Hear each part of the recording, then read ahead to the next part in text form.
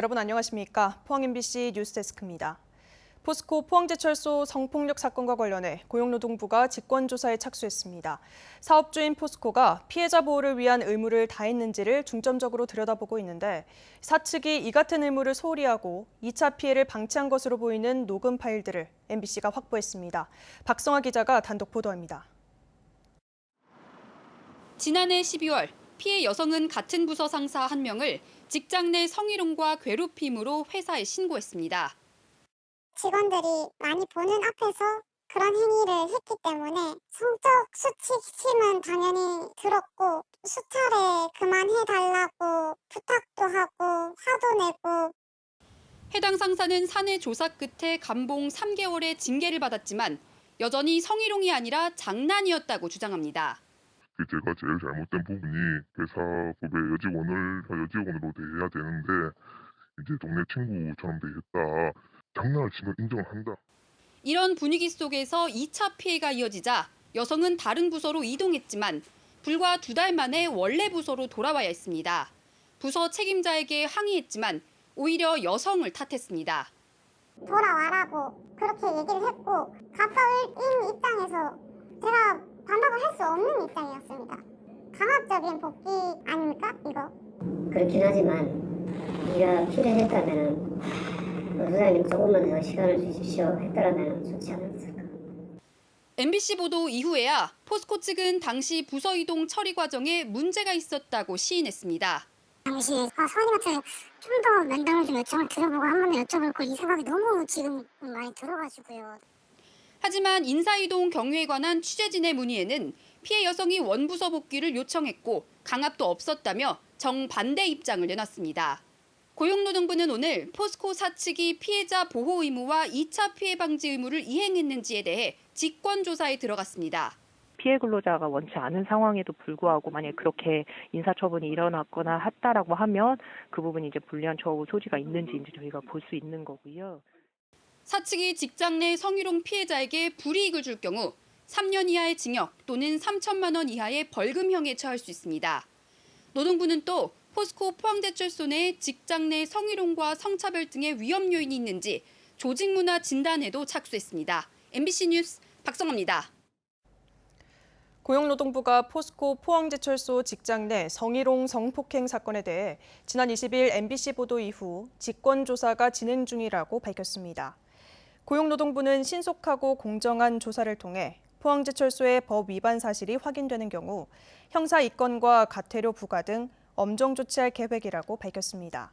또 사업주는 직장 내 성희롱 사안에 대한 지체 없는 조사와 조사 과정에서의 피해자 보호 조치 의무가 있고 피해 근로자에 대한 불리한 처우, 비밀 누설 등 2차 피해가 발생하지 않도록 할 의무도 있다며 포항제철소가 이러한 의무를 위반했는지 여부를 집중 조사할 예정입니다. 특히 포항제철소 내 직장 내 성희롱, 고용상 성차별 등 유발 위험 요인을 확인하기 위해 포항제철소 근로자를 대상으로 사업장 고용조직 문화진단에 착수해 온라인 설문조사도 실시합니다. 조사 과정에서 모성 보호 위반, 고용상 성차별, 직장 내 성희롱 등 사업장 내 고용평등 관련 법 위반 가능성이 큰 것으로 의심되는 경우 포스코에 대한 수시 감독 또는 특별 감독을 통해 집중적으로 점검하겠다고 밝혔습니다. 포스코 성폭력 사건이 큰 논란을 빚는 가운데 더불어민주당 경북도당이 성명을 내고 포스코는 피해자에 대한 적극적인 보호 조치와 함께 2차 피해 예방 및 재발 방지 대책을 수립하라고 요구했습니다.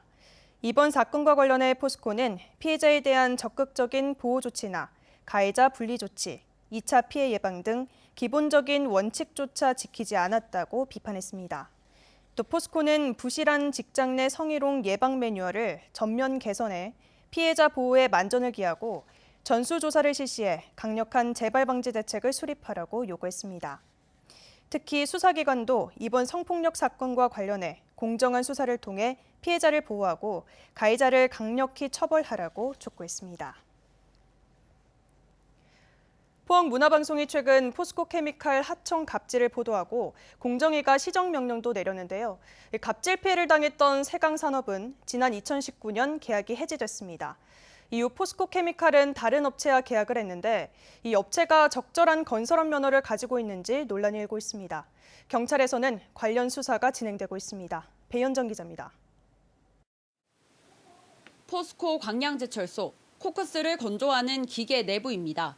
내벽 벽돌을 교체하는 정비 작업이 주기적으로 이루어지는데 이 작업에 앞서 가설 작업이 선행됩니다. 40m 높이의 내벽에 벽돌을 쌓기 위해 작업자 발판 등을 마련하는 작업입니다. 이 가설 작업은 공사 규모에 따라 기술자를 보유해 건설업 면허를 발급받도록 강제하고 있습니다. 지난 2020년부터 포스코 광양제철소에서 이 업무를 맡고 있는 업체는 난방시공업 건설업 면허를 가지고 있습니다. 광양시청은 부대 작업이 아닐 경우 비계구조물 해체 공사업 면허가 반드시 필요하다고 판단하고 있습니다. 지난해 포스코 케미칼 하청업체가 어떤 건설업 면허가 필요한지 법적 분쟁이 제기됐고 경찰이 수사에 나섰습니다. 하지만 경찰은 이 작업을 제조업으로 판단해 수사를 종결했습니다. 이에 대해 국토교통부는 건설업 면허가 필요한 가설 작업에 대해 경찰이 제조업으로 잘못 판단했다며 수사에 문제가 있다고 지적했습니다. 제조업이라고 보기는 좀 어렵고 건설업으로 보는 게 맞다라고 의견을 전달드렸고요. 수사할 때 구체적으로 검토가 되지 않는 것 같아서 다시 좀 구체적인 근거를 들어서 검토할 필요가 있다 이렇게 좀 의견 전달드렸습니다. 광양시청도 지난 3일 수사에 이의를 제기했고 경찰이 검찰의 보완 수사 지시를 받아 재수사를 하고 있습니다. 한편 포스코 케미칼 하청업체는 전체 업무량의 10%에 못 미치는 부수 작업이고 통합발주대 건설업에 해당되지 않는다고 밝혔습니다. MBC 뉴스 배현정입니다. 경주시는 두류공단 토양지하수 오염해결 지원 사업이 환경부 공모에 따라 선정됨에 따라 세부 계획을 수립해 추진하기로 했습니다. 경주시는 6개월 동안 용역을 통해 정확한 오염 현황과 오염원, 잠재적 오염원 등을 파악해 최적의 정화 방안을 마련하고 환경오염 모니터링 시스템도 구축할 예정입니다. 이와 함께 지난 2020년 경상북도로부터 두류공단을 악취관리지역으로 지정받아 올해부터 국비 등 30억 원을 투입해 광역단위 대기 개선 시범 사업도 추진하고 있습니다. 2년 전 태풍 마이삭과 하이선으로 초토화된 경주 간포항 친수공간이 복구됩니다. 포항지방해양수산청은 지난해 4월부터 1단계로 84억 원을 들여 호안에 테트라포드를 보강한 데 이어 이달부터는 2단계로 내년 9월까지 51억 원으로 공원 안에 배수로를 설치하며 2026년까지 3단계로 286억 원을 투입해 외곽 방파제인 이안제 2기를 설치할 계획입니다. 간포항 친수공간은 조성 당시 배수로를 좁게 만들어 태풍으로 들이닥친 바닷물을 간포 시가지로 퍼올리는 양수기 역할을 해 인근 상가와 주택이 침수돼 피해를 키웠다는 지적을 받았습니다. 울산 시민들은 지난해 경주를 가장 많이 방문했고 방문객 증가율은 울릉도가 가장 높은 것으로 나타나 울산 관광객 유치를 위한 맞춤형 전략이 필요해 보입니다. 울산연구원이 지난해 울산 거주 시민들의 휴대전화 단말기 위치를 기준으로 분석한 결과 주말 방문 도시로 경주가 가장 많은 6만 3천여 명으로 부산 기장이나 해운대보다 3배 이상 높았습니다. 또 전년도 대비 휴일 하루 평균 관내 유동인구 증가율은 울릉군이 34.8%로 가장 높았습니다. 경북 동해안 해수욕장이 다음 달 9일부터 순차적으로 개장합니다. 포항 지역 해수욕장은 다음 달 9일부터, 경주와 영덕, 울진은 다음 달 15일부터 개장합니다. 경상북도는 지역 해수욕장을 레저형, 힐링형, 자연생태형, 향토체험형, 문화형 등으로 구분해 즐길 거리를 만들고 해수욕장에 부당한 자리세를 요구하는 등의 관행도 개선할 방침입니다. 포항과 경주에 발효 중인 폭염특보는 영덕까지 확대됐습니다. 덥고 습한 날씨 속에 내일도 소나기가 지나는 곳이 있겠습니다. 조주경 기상캐스터입니다. 밤낮 할 것 없이 후텁지근한 날씨가 이어지고 있습니다. 오늘도 갑작스럽게 비가 내린 곳이 있는데요. 내일도 30도 안팎의 더위 속에 요란한 소나기가 지나겠습니다. 예상되는 비의 양은 경북 동해안 20에서 70mm, 울릉도와 독도는 10에서 40mm 정도입니다. 내일도 습도가 높아서 불쾌감이 심하겠습니다. 포항과 경주에는 나흘째 폭염특보가 발효 중인데요. 여기에 영덕까지 특보가 확대됐습니다. 밤사이에 25도가 넘는 열대야가 나타나는 곳이 있겠습니다. 이어서 자세한 내일 기온 보겠습니다.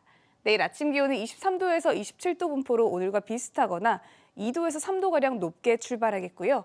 한낮 기온은 27도에서 33도까지 오르면서 낮 기온은 오늘보다 1도에서 8도가량 떨어지겠습니다. 울릉도와 독도에는 강풍특보가 발효 중입니다. 아침 기온 울릉도 22도, 독도 21도로 시작해서 한낮에는 울릉도 26도, 독도 23도까지 오르겠습니다. 내일 오후 동해 먼바다를 중심으로는 풍랑특보가 발효되겠고요. 먼바다를 중심으로는 안개가 짙게 끼는 곳이 있어서 안전사고에 유의하셔야겠습니다. 바다의 물결은 전해상에서 최고 4m까지 먼바다를 중심으로 높게 일겠습니다. 이번 한 주 동안 계속해서 후텁지근한 날씨가 이어지겠고요. 하늘도 대체로 흐리겠습니다. 날씨였습니다. 경주시는 시장이 직접 주재하는 직소 민원실을 개설하고 매월 한 차례씩 운영하기로 했습니다. 시장 직소 민원의 날은 시민이 읍면동 행정복지센터나 민원부서 등에서 해결하지 못한 민원을 시장이 민원인으로부터 직접 듣고 해결 방안을 찾기 위한 시책으로 다음 달부터 매월 넷째 주 토요일 오전 10시에 운영됩니다. 이를 통해 민원 접수에서 완료까지 지속적으로 관리해 신속하고 책임 있는 민원 처리가 되도록 할 계획입니다. 포항시는 2010년 이후 12년 만에 포항에서 개최되는 제60회 경북도민 체육대회에 발맞춰 바다에서 즐기는 행사를 개최합니다. 다음 달 16일부터 이틀간 영일대 해수욕장에서 포항시장배 수상 오토바이 챔피언십이 열리고 송도 해수욕장에서 카이트 보딩 대회가 잇따라 열립니다. 또 포항 서핑 페스티벌, 윈드서핑 챔피언십 대회와 함께 해양 레포츠 체험 행사도 열려 일반 시민과 관광객들이 요트와 스킨스쿠버, 카누, 페달보트 등을 체험할 수 있습니다. 경북교육청이 학교 성면 완전 제거 일정을 앞당기기 위해 올해 370여억 원을 추가로 투입합니다. 이에 따라 올해 성면 제거 공사를 진행하는 학교는 당초 95곳에서 128곳으로 늘어납니다.